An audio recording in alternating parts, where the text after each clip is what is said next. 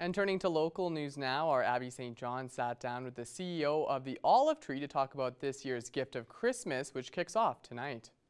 Today I'm joined with Becky Shilley, the CEO of the Olive Tree, and now they have a very important event coming up starting tonight, Gift of Christmas. It is a huge deal for the Olive Tree and the community. Thank you for joining me today. Thanks for having me. Can you tell me a little bit about what the Gift of Christmas is for those who may not know? Yeah, I'm always surprised when people don't know. It's been going on for about 42 years. Our involvement obviously isn't that long. I think we've been involved for 4 or 5. So the Gift of Christmas was started by Real Country 95.9, and they used to take nominations of families in the community and collect gifts and then wrap them and deliver them. And so we got involved a few years ago, and so the way it works now is the Salvation Army and both school divisions nominate their families. We all get together and have coffee one day and go over our lists and make sure it's all good, and then they come to me. That is this giant binder. So I type them up, make them all anonymous, and then as the gifts come in, we pick them for each child based on their interests, wrap them at a teddy bear, and then bag them by family, and then we deliver them to those 3 organizations. So it's a lot of work. You'd think wrapping gifts would be just fun and simple. It's not. So there's colored tags and there's all these things going on, but we will probably do about 1,000 kids again this year. So yeah, it's a lot of fun and it's really meaningful, and we have a lot of parents that come and cry. And it's just more than the item, it's just showing people that they're loved and that they're remembered at Christmas time. Which is fantastic because, you know, Christmas can be a very hard time for a lot of families. So it's nice having these types of programs and outreach where they can have a very nice family Christmas and still give, you know, their kids what they want, and, you know, because everybody wants to feel like that on Christmas because it's just so important. And your guys' involvement with it, lots of hard work, but I'm sure it is worth it in the end. Absolutely. We have fun. We complain a little this week. We drink a lot of coffee.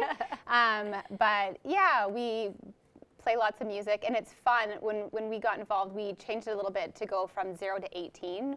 We thought we should include the teens too, and we also have an interest spot. So it's fun. We have limited people there, just staff, but it's fun to see, oh, this kid wants anime, for example, and then we'll be like, oh, I saw that somewhere on a table, and you go and find it. And so it makes us feel good that we get to find that special thing that that child was wanting for Christmas. Which is awesome. Now, I'm not the greatest gift wrapper, but I have volunteered gift wrapping, and it is a lot of, it takes time, and it is a lot of work, so it is very impressive that you guys are able to do it. But you guys make it fun, I should say, which is the best. And, you know, you have that warm feeling inside, you know, being able to give a gift to a child that really needs it.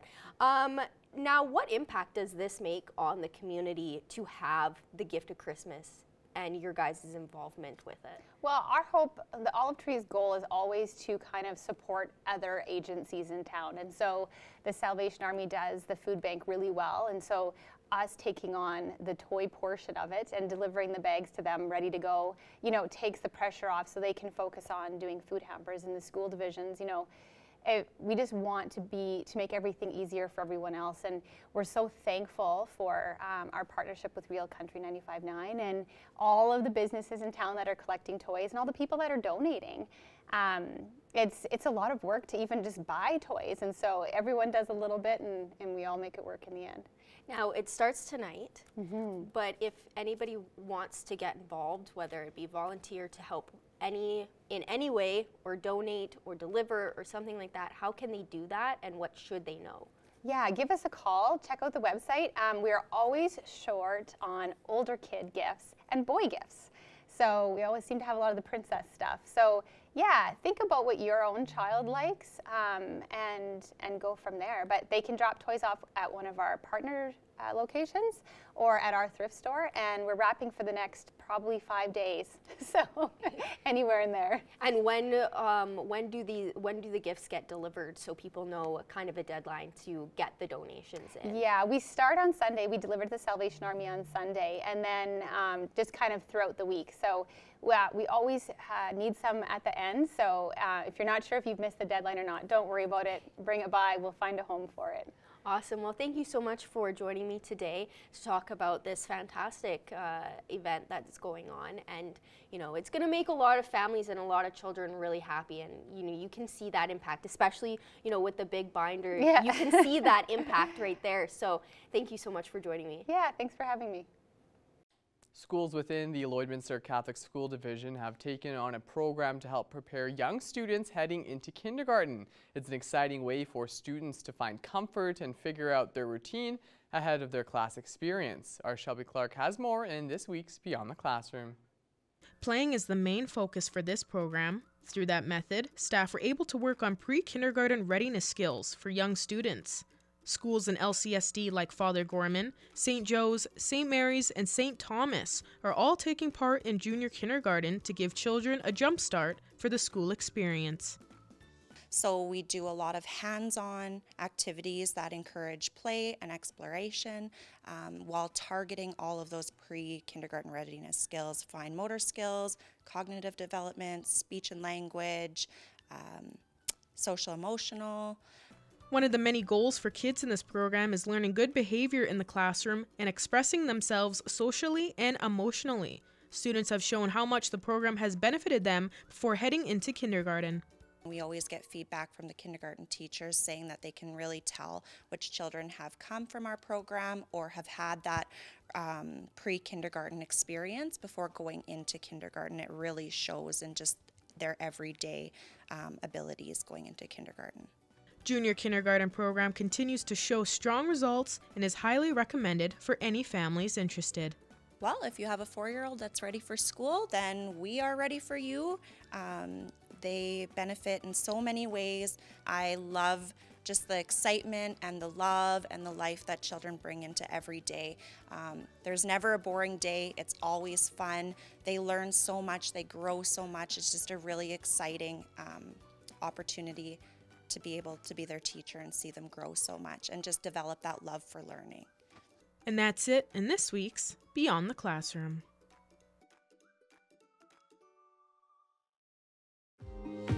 At Lakeland College, our students go beyond the classroom for immersive, hands-on learning experiences. It's about experiencing the real world, because the real world doesn't wait, and neither do we.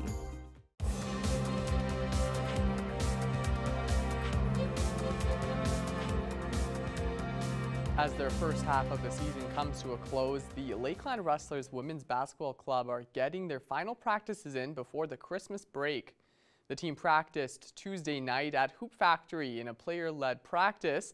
They currently sit tied for 4th in the North Division. Their second half of the season will see them play 6 games at home, so having an opportunity like that is something the women are looking to take advantage of. Well, it's like the best opportunity for us. I think that historically we've been a really strong team at home, and although this semester we haven't really shown that, I know that we'll get to a point of like comfort of playing at home, because I mean for 8 people on our team this isn't their home yet, right? Like it hasn't been their home yet. So I mean I always say like before home games I'm just like I'm ready to go. I'm like I love playing at home so much. So. And you can catch the women in their next home games on January 13th and 14th when they take on the Northwestern Polytechnic Wolves. Now it's time for us to check in with Shelby Clark for an extended look at your evening weather forecast.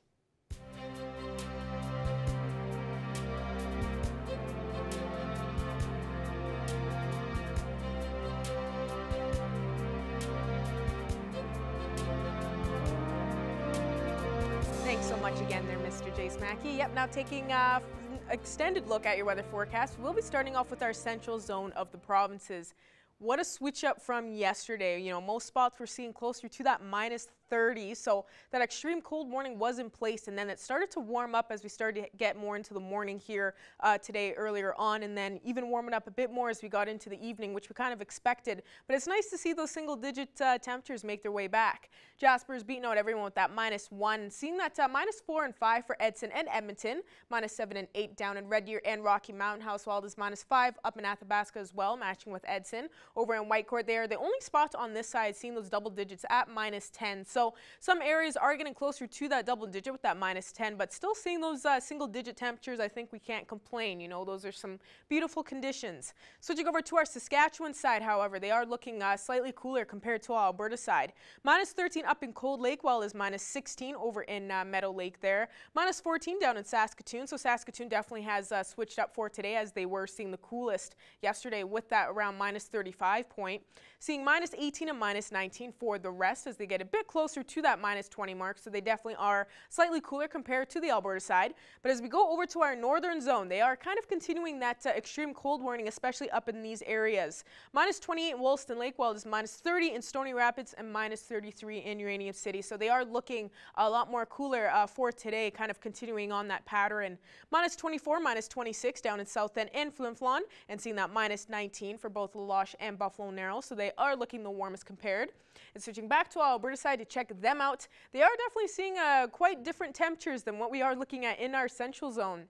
Fort Chipewyan especially, -31, so they are also kind of joining that pack with having that extreme cold warning in place continuing today. We start to warm up from there with that -22, -24 for Fort McMurray and High Level, and we start to warm up even more as we go a bit lower with seeing -10, -13, and even seeing that 2 degrees in Grand Prairie. Grand Prairie is definitely beating out everyone for today, even seeing that plus temperature. Pretty crazy to see that for here in December, but what can I say? Because now as we go over to our southern zone, they're also seeing some of those temperatures. Lethbridge and Calgary at 1 and 2 degrees. Very nice, very nice. And then we start to cool down. Banff and Medicine Hat are kind of matching with us in our central area with that -4 and -5 degrees. And we go a bit higher to Coronation, and they are slightly cooler with that -15, but still underneath that -20 points. So that's nice to see as they warmed up compared to yesterday. And now going over to our Saskatchewan side for our southern zone, they are looking slightly cooler, aren't reaching that -20 just yet. Some spots are close with that -17, -18 for Yorkton and Regina. And then we start to slightly warm up. -14 over in Estevan, while it is -15 here in Kindersley, and Swift Current and Moose Jaw seeing the warmest with that -10 and -12. And now looking at some overnight temperatures for some surrounding areas here, we are seeing a better night tonight for sure compared to last night, as we had that extreme cold warning. Most spots were even seeing past that -30 without that wind chill already. So hopefully everybody, you know, was able to stay warm and safe and sound last night. We will be seeing a nicer night tonight for sure. Isla Cross will be expecting the coolest with that low of -23, a low of -16 Provost, and Meadow Lake will be expecting a low of -17 Paradise Hill will be seeing, and Bonnyville will be expecting right underneath that -20 mark. And with that wind chill, most spots will be seeing, of course, in that -20 range. So I would suggest, you know, kind of continue on with plugging in those vehicles, especially with any breezes. And looking at tomorrow for us here in the border city, we are kind of going to be seeing a warmer day for sure as we go on through the day. Starting off in the morning, we will be starting off a lot cooler at that -20. And as we go on later in the more in the evening, we start to warm up slightly, but we are going to be expecting a cooler day compared to today with that -17. So yes, just please make sure you are still going to be layering up for tomorrow, and make sure to have those shovels ready just in case. That's all I have for now. RJ Smack, we'll have more news coming up after the break.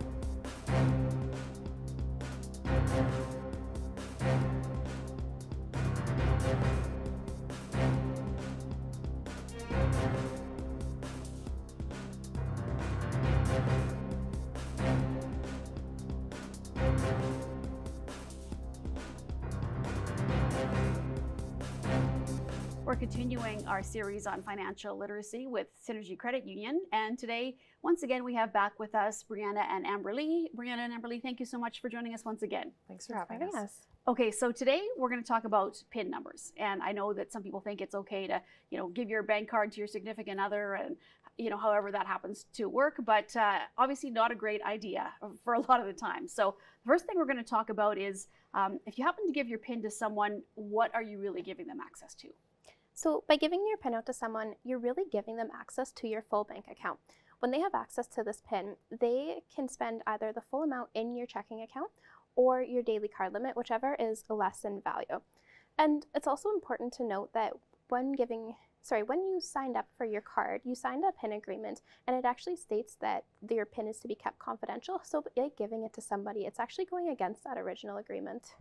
Okay, and Amberly, I'll ask you then, is it okay to give the joint account holder the PIN number if they have access to the account anyway? So your husband, wives, that's kind of a situation?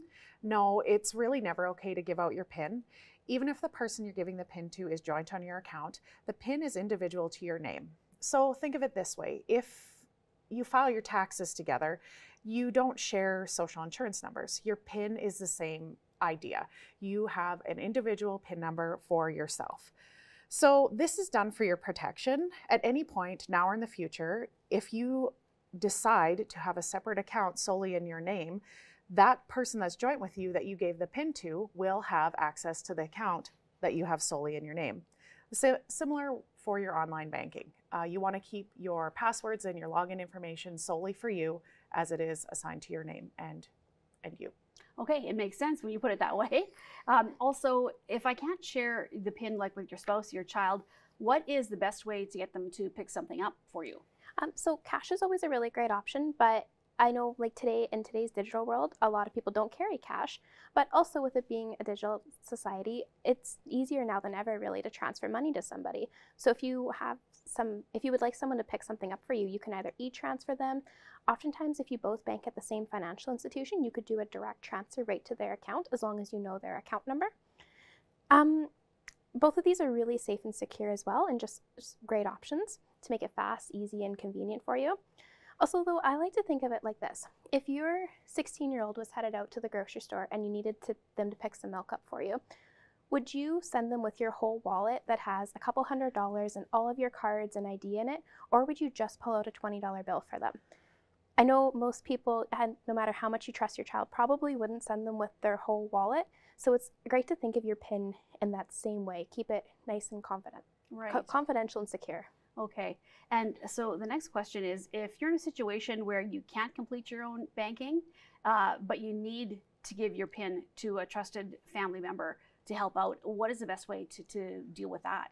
Well, in this event, it is a very, very serious thing. There are many options other than giving out your individual PIN to somebody. Some of these options may include setting up a legal power of attorney or setting up your bills to be paid electronically on their own. Things like this can be done automatically and they're easy to set up. So in this case, each situation is individual. It's best to just see one of our advisors and we'll make a plan for you. Okay, and so people obviously get to choose their PIN numbers all the time. What is a good or a bad PIN to use? The best thing that I like to keep in mind when selecting a PIN is just make sure that it's not something that anybody could guess.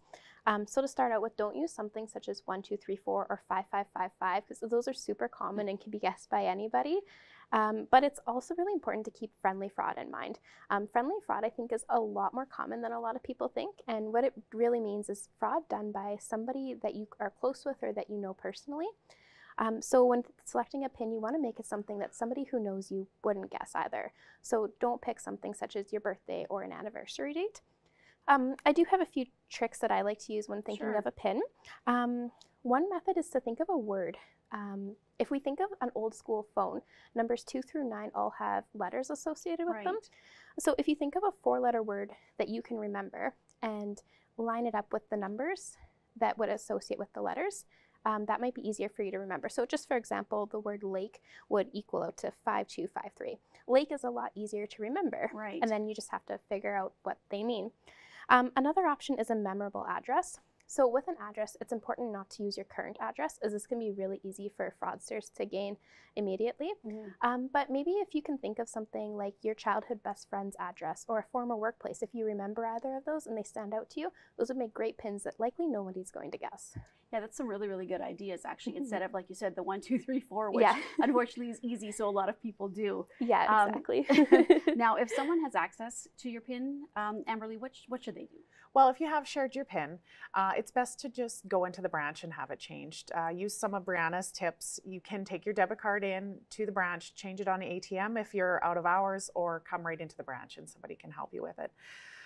If your card has been lost or stolen, whether somebody has your PIN or not, it is important to report it stolen right away or lost, because there is that daily tap limit we can't forget about. It can be anywhere from $100 to $500 depending on what you have set up. So go to the branch.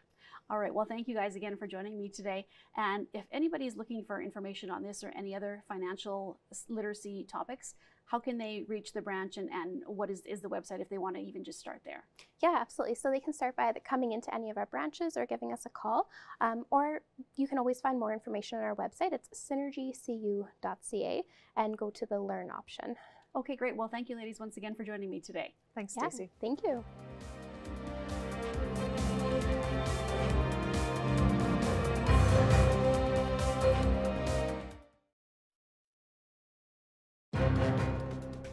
Furniture set and design supplied by Furniture Gallery and Furniture House, downtown Lloydminster. National Safe Driving Week is wrapping up, and we're joined today on Primetime Local News with Lewis Smith from Canada Safety Council to talk more about this. Lewis, thanks for being here. There's no such thing as an end to safe driving time. Even though National Safe Driving Week is coming to a close, safe driving is a year-round habit, so we're very glad to share. Exactly. So when I was going through the release, it seems like a big message from Canada Safety Council surrounding technology and its use behind the wheel, using it as a tool, but not as a focus when you're driving. That's right. So many folks have a tendency, it's not even an intention tendency, but it is a tendency that we see over and over again of people who use these technologies that are, great and very useful in so many different capacities.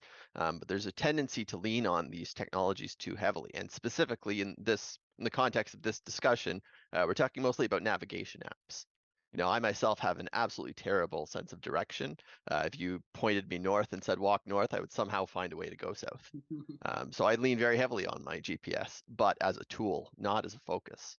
So that it makes it so important to program our GPS ahead of time before we hit the road.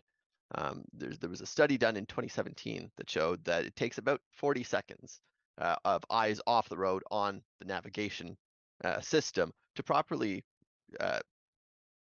use the tool as intended, to punch in an address and a destination. Well, 40 seconds of your eyes off the road can lead to a whole lot of possibilities. It takes away time to react to something that might have happened on the road.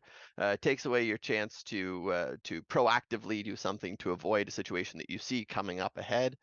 It's just a bad idea. So it's a far better option to program your navigation system before you take off for your journey. Now, I saw in the release as well that there was some stats from 2020 where I think it was 47% of Canadians admitted that they put in the information into the navigation system while driving. So obviously that's something that you're hoping, a number that you're hoping to see a decrease with more awareness. Can you give us some tips for people that they should keep in mind to help make sure that they're keeping their focus on what they're doing behind the wheel and not, punching in navigation and really focusing on that as a distraction? Yeah, absolutely. So the first one, as we called out earlier, was simply program your navigation system ahead of time. There's no merit in programming it while you're driving. Next, a lot of these navigation tools have a built-in system where they actively try to pull your attention. Some of them do have the voices that tell you turn left in 300 meters. No problem there, as long as you're keeping your focus on the road. But the issue lies in apps that call your attention to confirm the presence of a police officer or a crash. Those types of calls are not helpful for distraction. In fact, they're actively aiming to distract you from the main task of driving. So we recommend getting a passenger to help navigate and just turning the volume down on the app. That way it can't call your attention and your passenger is more than capable of reading off the directions. Obviously, that's an ideal situation. In a situation where you don't have a passenger, it's a good idea to just be aware of the types of distraction that could come up as a result of this and be a little bit more mindful of where you're putting your focus. And lastly, of course, at this point, this one should go without saying, but of course we say it anyways. Leave the phone alone. There's never a good reason to be texting or emailing or doing anything on your phone while you're driving. Any calls can wait. Anything urgent can be sent through the Bluetooth system in your vehicle if it has one. Most importantly is just not getting caught up in the sort of automatic reaction where the phone buzzes, we reach into our pocket and check what it is. So easy solution to that, leave your phone in the back seat or in the glove compartment or somewhere where it's out of reach, because out of sight is out of mind. And it seems like a key message is multitasking isn't something that you should be doing behind the wheel. nobody is as good at multitasking as they think they are. That's just a generally basic truth. That compounds while driving, because everything that you're doing that takes your focus off the road for even a second takes that extra second of reaction time away. And we're kind of conditioned to not think that much can happen within a second or a few seconds. But we've got to keep in mind here that we're still in a vehicle that's moving at a very high rate of speed. At high rates of speed, where unexpected events occur, things can happen in an instant. And it makes it that much more important that we're ready to react to it. We can't be ready to react if our attention isn't fully on the road. All right, Lewis. Well, thank you so much for talking with us today. Is there anything else you'd like to add before we wrap up? I'd just like to wish your viewers a very happy holiday season. After going on any road trips, it's always a good idea to refresh themselves on some road safety tips, which are accessible on our website at canadasafetycouncil.org. Awesome. Well, Lewis, thank you so much for your time today. It was great connecting again. Ending off with taking a quick look at your 7-day forecast for here in the border city. We will be cooling down slightly tomorrow with a mixture of some sun and cloud at -17. So make sure you are layering up just to be safe, try and stay warm. But then we will warm up slightly for Friday and Saturday just in time for the weekend, not seeing that extreme cold warning still in place, which will be nice. Ending off the weekend, a lot warmer with that -6, so we'll be seeing some single-digit temperatures coming for the next week kind of thing. But we will be seeing a high chance of some flurries, so make sure to definitely keep those shovels out because we will be needing them with that 1 to 3 centimeters on Sunday right into next week. That will continue on Monday, and then we will be seeing another warm day next Tuesday with -8, and then cooling down once again next Wednesday at -11. Shelby. The weather's always keeping us on our toes. We're always having to adapt to what we're seeing outside. That does it for our show on this Wednesday night. Thank you all so much for joining us, and we'll see you again tomorrow.